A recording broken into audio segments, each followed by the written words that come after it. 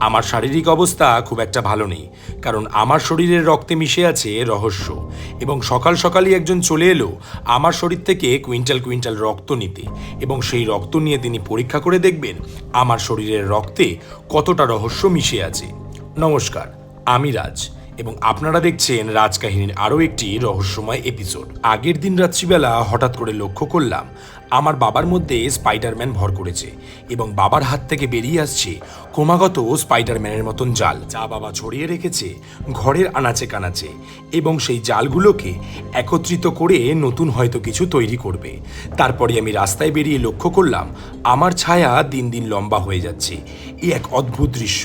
এত বড় ছায়া নিয়ে আমি কি করব, এটা ভাবতে ভাবতে আমি এগিয়ে গেলাম, কিন্তু রাস্তায় দেখা হলো আরেক রহস্যময় লোকের সাথে। আমাকে দেখা মাত্রই তিনি আমাকে বলে উঠল, এই এলিয়েন আসছে কিন্তু সামনে,